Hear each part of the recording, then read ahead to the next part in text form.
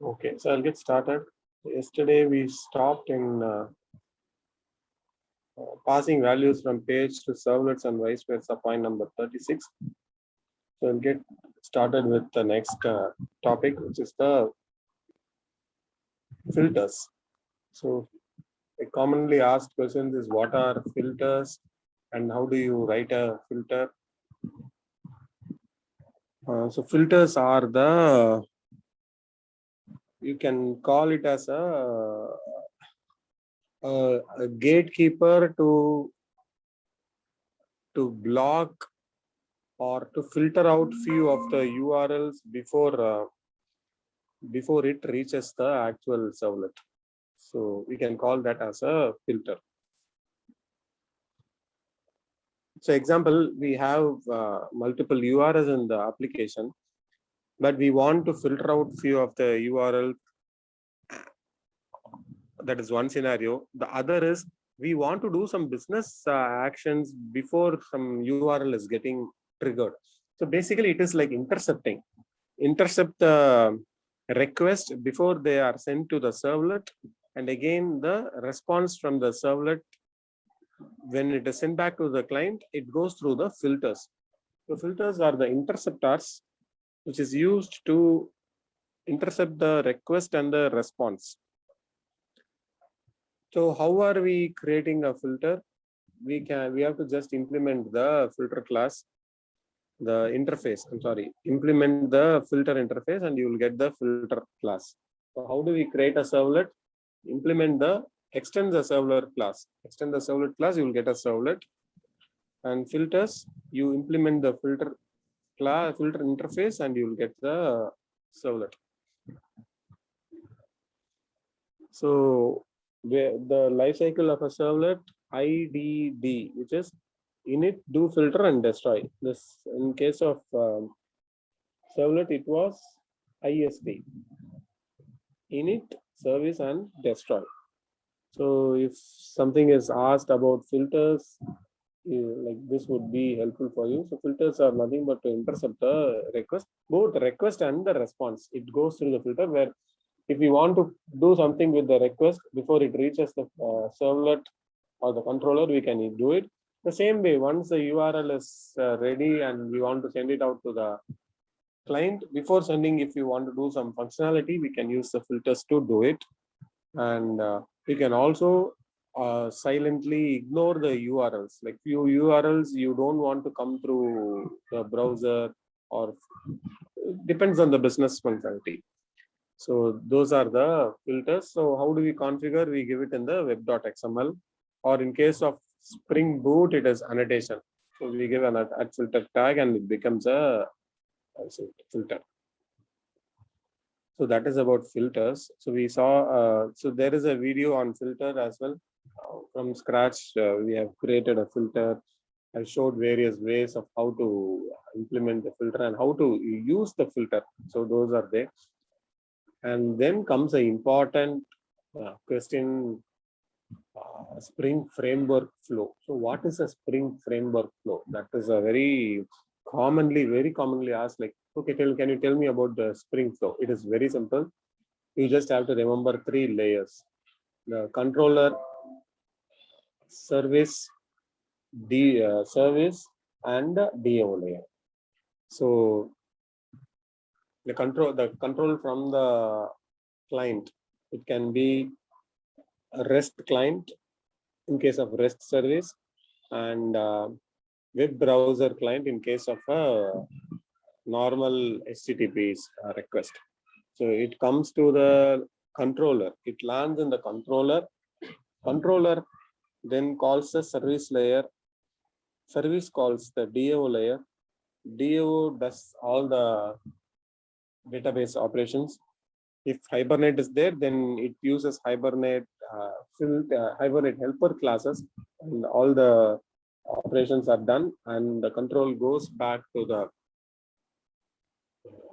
service layer from the DAO layer, and again from the service layer to the controller layer, and again back to the client. So this is what the Spring Framework flow is. you can the common technical terms which you can tell are the controllers, service, DAO, and we inject the beans. These are few technical which will help the person know that okay, you know some technical stuff as well. And bean factory. What is a bean factory? We have a factory design pattern. So those are called the design patterns, like which are pre-specified pattern which is used for the creation of frameworks.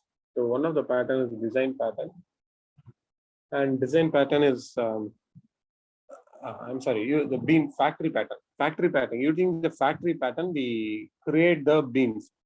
So all the beans are created during the startup of the application, and it is made ready and available for the service. And all the wiring happens during that time, and the AOPs, the weaving of logs, weaving of exceptions. So all this happens in the factory, and the connection pooling. So when someone asks like beam factory, we can speak about these things. And next is the IOC. This is an inversion of control. So inversion of control is nothing but the control or the object needed for a class being injected inversely by the bean factory. So in case of a Java application, we have class object equal to new class. That new class is a direct coupling where we provide the link. But in case of Spring application, we don't give that new class. Instead, we just give the declaration and we don't initialize. The initialization takes care by the bean factory. So when the application is started, the bean factory will load all the beans, get all the objects ready, and it is going to weave and inject all the objects which is required by the classes. So that is called the IOC. And DI dependency injection is again the same logic which has two meanings. The IOC and DI are mostly taken as an interchangeable words.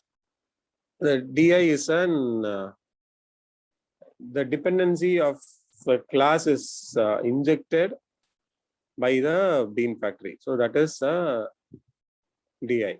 So it is a dependency injection pattern where the control is being inverted and it is the objects are being supplied. Objects are supplied. And one important thing when we come on Spring is whether Spring is a framework or a container. It is both. Why we call it as a framework? Because we have the basic skeleton structure required for a framework where we build all the fundamental steps which are needed for a plain vanilla application. So that is why Spring is called as a framework, and why it is called as a container. Because Spring Bean Factory manages the beans. Instead of an external container, Spring can manage all the beans, and it doesn't need an external container to do that. Spring Boot. So where does Spring Boot fit into? Spring Boot fits into the Spring Boot is actually prior to Spring Boot, we used to write a Spring MVC application and we used to deploy it in a server. The server is Tomcat.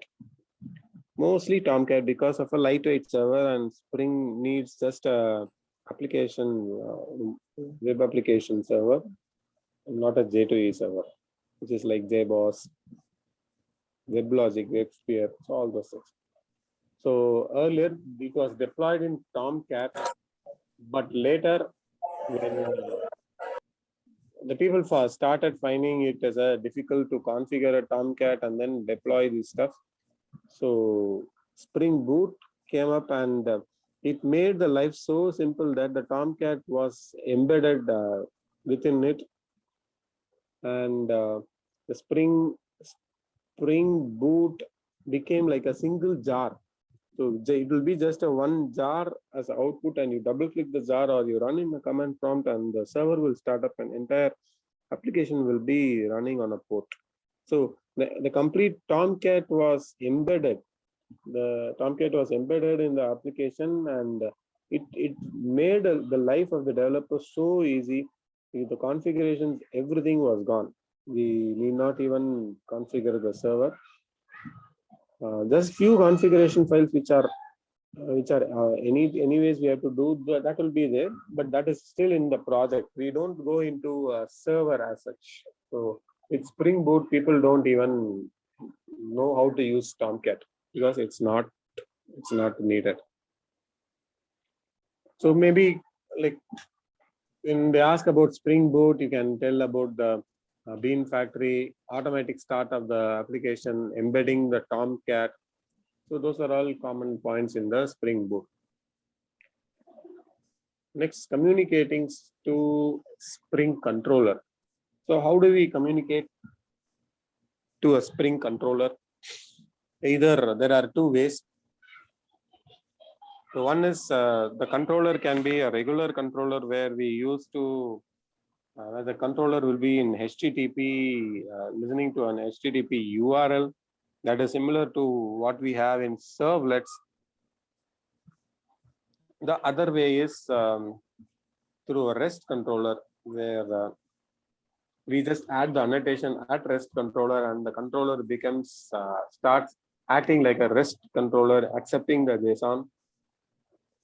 So either we can access it through the browser using the get method or the post method from a form, and that becomes a get and post method. The other way of accessing a controller is through the REST controller. We have a very detailed step-by-step video on how to access these things. There is especially 2 hours dedicated for the REST and the web service controller with the detailed from scratch. So you can go through that particular video to more about it and hands-on. Next is wiring the beans. So what is wiring? Wiring is a concept of automatically supplying the required objects. Wiring and DI/IOC are all same concept. The Bean Factory injects all the required beans into the Java classes through wiring. So the Bean actually does the wiring, and we have different types of wiring. The auto wiring is where the Bean Factory will automatically inject the bean. The earlier version we used to write was in the XML. So that was also one type of injection. So with wiring, you can tell like auto wiring and wiring by name, wiring by ID, wiring by class. So those are different types of wiring. We have a basic session on that as well. And controllers and REST controllers. So as I said, what are the difference between controller and the REST controller? If that is the question, then controllers are accessed by HTTP. REST controller are for the REST service. The normal controller you cannot access through a JSON input. It should be an HTTP input, but the REST controller will be a JSON input. The output can be a JSON, but in the normal controller, it will be either a file or just an out.print to the page. And REST controllers are used for transferring data across different systems. Example, you want to transfer data to a .NET system from a Java system, then you can use REST controller. When you want to transfer data to a web browser, then you have to go to the normal controller. So that is when a Spring application can have 2 controllers simultaneously. One second, let me see if I can.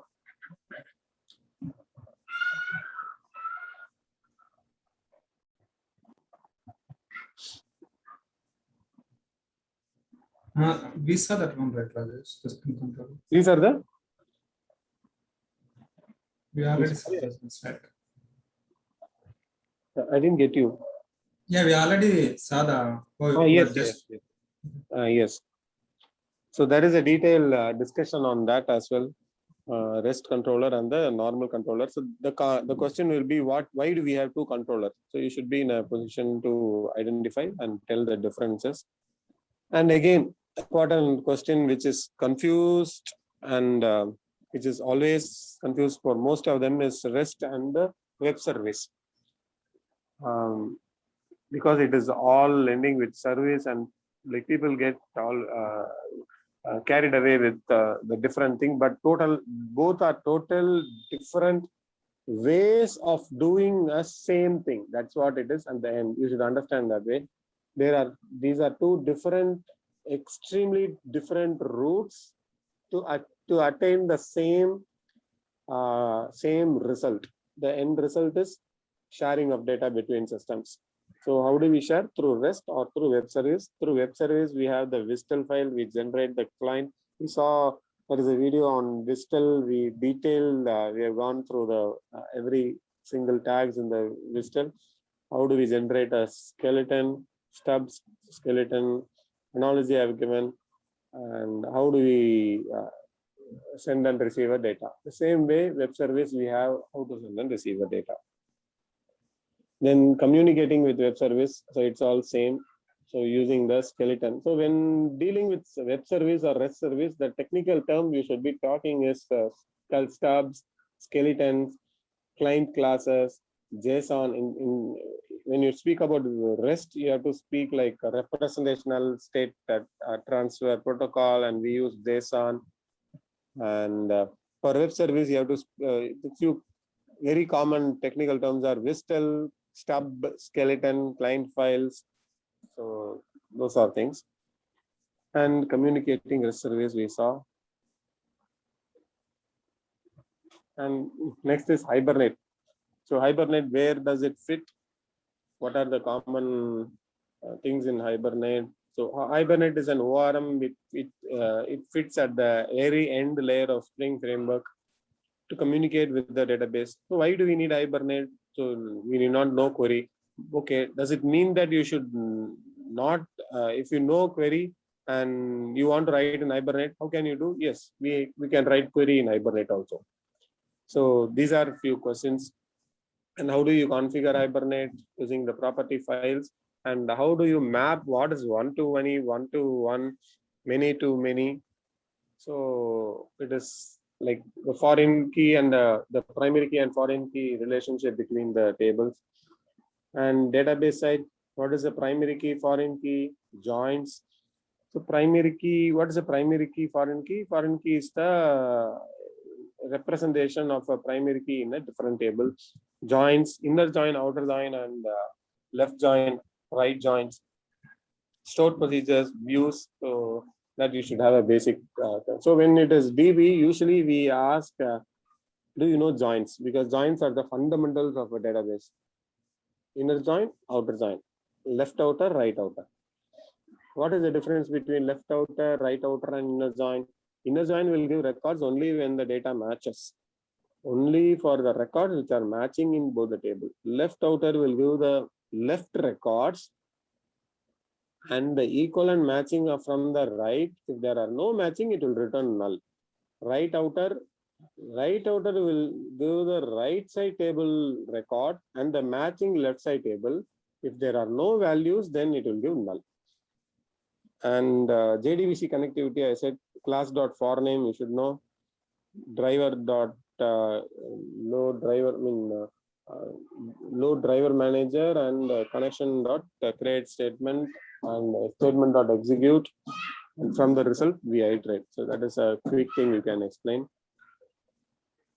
I think I have covered everything. What have I gone? Next is the HTML, CSS. So HTML, you should know just you should be in a position to tell few tags. H1 tags, input tag, buttons. So basically, we can use that. And what is the HTML? It is just a structure without any UI. For UI, CSS came. So cascading style sheet, and HTML and CSS cannot do a client interaction, so JavaScript can. And so what are listeners? Listeners are there in both Java and also everywhere. It is there in JavaScript, Java, Angular, everywhere. So listeners are something to listen for few actions. Any user interaction, if you want to listen for it, then it can be mouse interaction, it can be a keyboard interaction, it can be a touch interaction. So any user interaction has to be listened, the user listener, not only user interaction, any value changes, everything.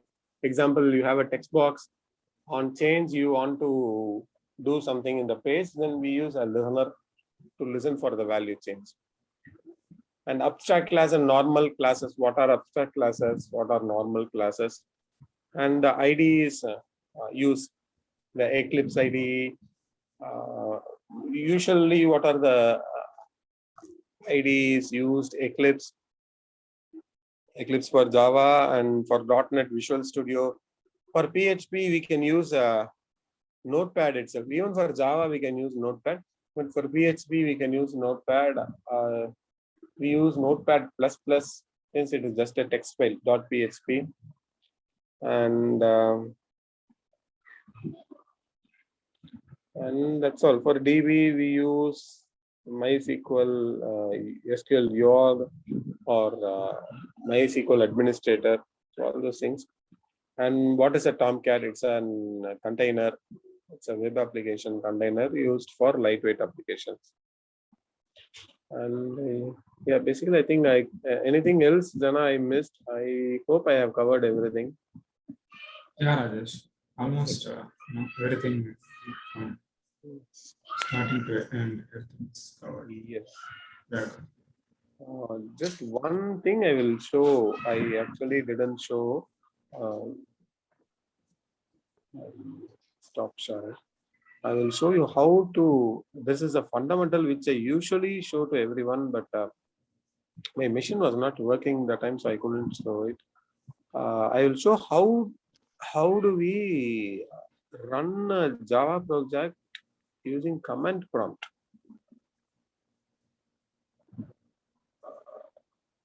In the command line, right? Yes, this is how usually I start. This is how I started learning also. So nowadays, let's take this example, test, where is a simple program. Okay, this is a simple program. No, I'll not take this one. I have something else. Okay, JUnit I covered. I didn't add that. Main program. Okay, let's take this program. Usually we run it like this and we get an output. But there is the older way. The traditional way of running a Java program is using command prompt. So what we do, we go to this path, wherever the Java file is. Before Eclipse, we used to open up this Java file in a notepad. Like this, we open up. I'll open up the main program, and I used to change here Wednesday. Okay. I will add a system.out.println here. So system dot, there will be no suggestions. This is how we learned. .println. So when I joined, Eclipse was there, but my manager didn't give me Eclipse. He said like, you have to write a program command prompt, you compile, you run, you build a jar, and then you show me. You will never forget this in your life. So I am printing from Notepad. Okay, so I gave this, I saved. This is a normal text file I saved. Now I have to run this program. To run this program, we have to go and first compile the program. The compilation code will be in here. So if I delete this and I go back to the src com Command prompt I Java C. Okay, Java C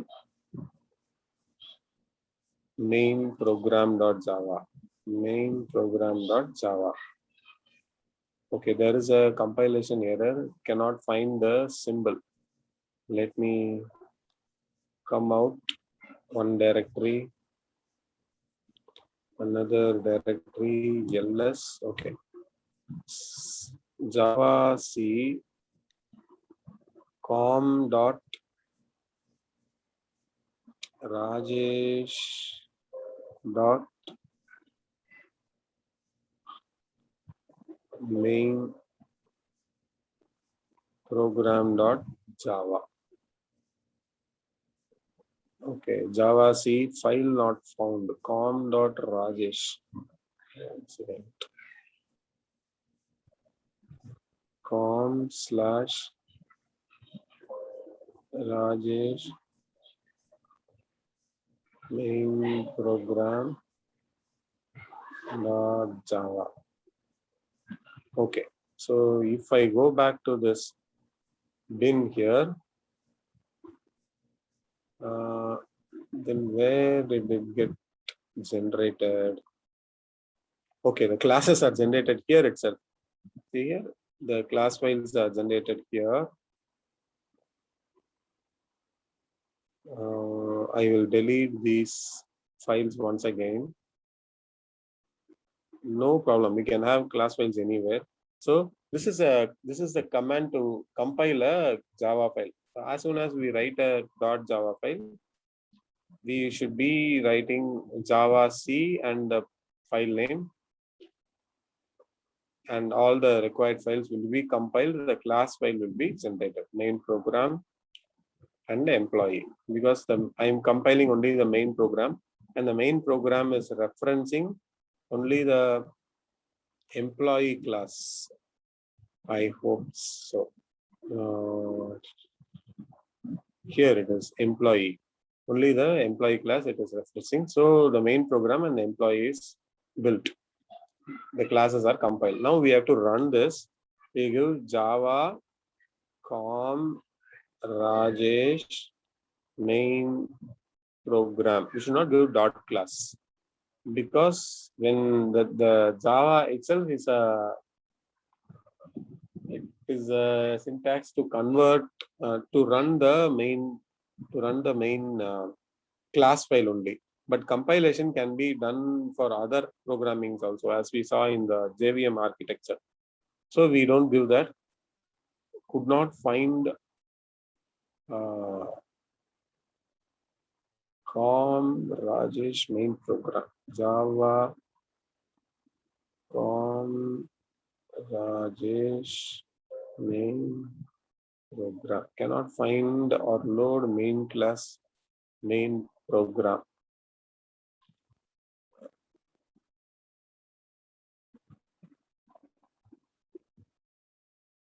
So Java main program.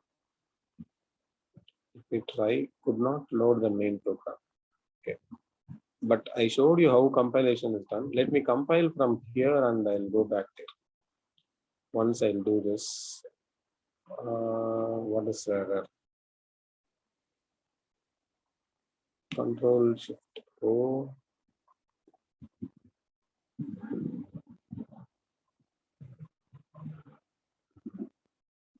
Import.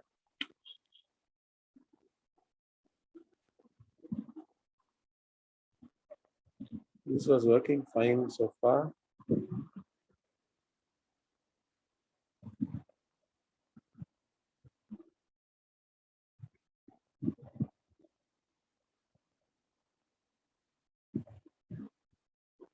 Import employee.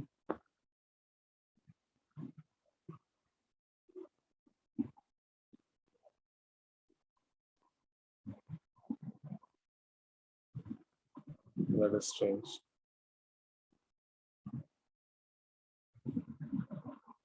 All right, if it's not working, I'll try one more time. If it's not working, we'll leave it. I actually like 2 weeks back I remembered and I wanted to show this employee. The employee class is built without any issues. So when I go to this employee, I try to import. The import is not happening. Import com dot rajesh dot employee.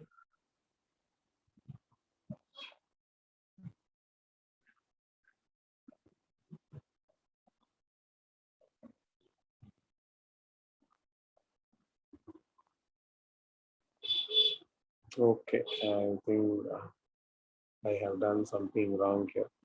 But how do we, so that is how we compile. So when I give Java C, it used to compile.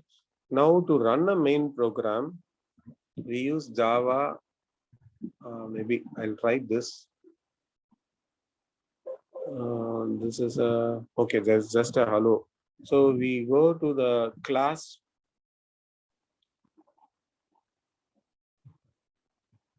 So we can go to the class path, which is the bin.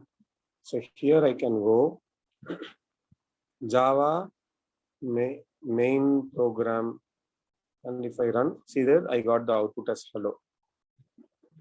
I can execute the Java file like this through the command prompt. This is another way.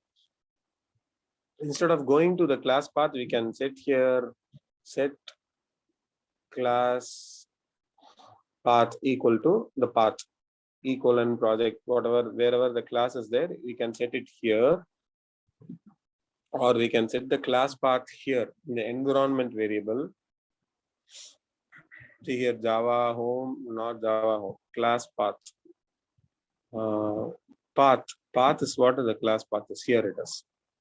So what are my paths? These are the places I can have the Java files, the class files.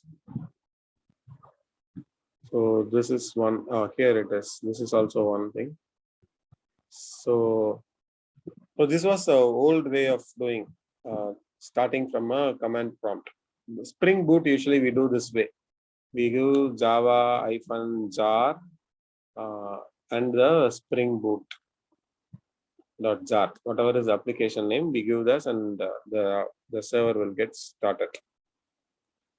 Okay, so that is one thing which I wanted to tell. I think that's it. I had anything else you have or anything else you want to go?